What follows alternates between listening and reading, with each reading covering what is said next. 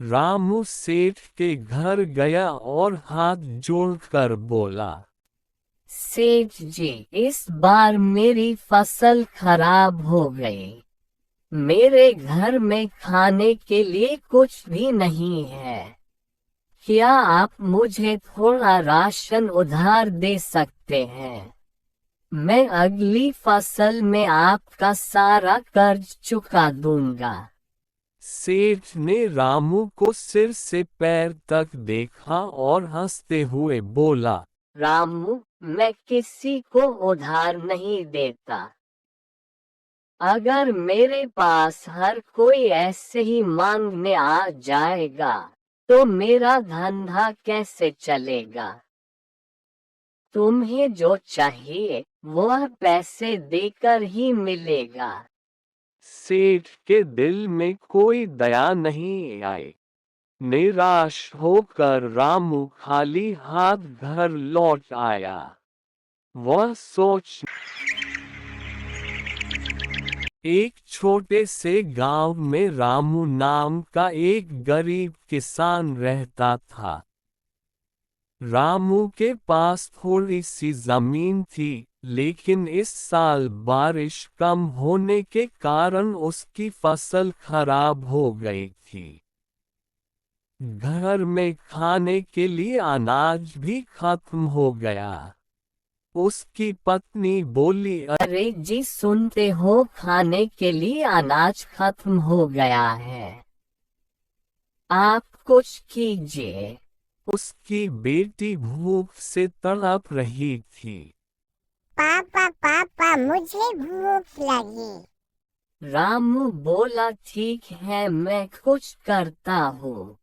मजबूर होकर रामू ने गांव के सबसे बड़े सेठ लाला किशनचंद से मदद मांगने का फैसला किया। रामू सेठ के घर गया और हाथ जोड़कर बोला, सेठ जी, इस बार मेरी फसल खराब हो गई। मेरे घर में खाने के लिए कुछ भी नहीं है। क्या आप मुझे थोड़ा राशन उधार दे सकते हैं? मैं अगली फसल में आपका सारा कर्ज चुका दूंगा। सेठ ने रामू को सिर से पैर तक देखा और हंसते हुए बोला, रामू, मैं किसी को उधार नहीं देता। अगर मेरे पास हर कोई ऐसे ही मांगने आ जाएगा तो मेरा धंधा कैसे चलेगा? तुम्हें जो चाहिए वह पैसे देकर ही मिलेगा। सेठ के दिल में कोई दया नहीं आई। निराश होकर रामू खाली हाथ घर लौट आया। वह सोचने लगा, अब क्या करूं? परिवार को भूखा कैसे छोड़ दूं?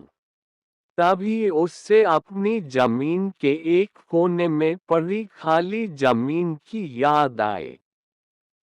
उसने ठान लिया कि मेहनत से ही इस समस्या का हल निकालेगा।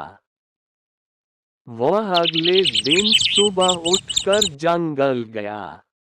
वहां से लकड़ियां काटकर बाजार ले गया और बेच दिया। और उन पैसे को लेकर थोड़ा अनाज खरीदा। अनाज को घर लेकर आया। उसकी पत्नी ने खाना बनाया, फिर पूरे परिवार ने खाना खाया। इसके बाद उसने अपनी खाली पड़ी जमीन पर सब्जियां उगाने का फैसला किया। दिन रात मेहनत कर उसने जमीन को तैयार किया, बीज बोए और पौधों की देखभाल की।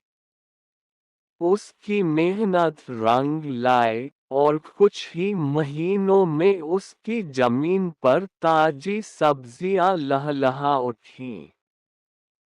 उसने सब्जियां बाजार में बेची और अच्छी कमाई की।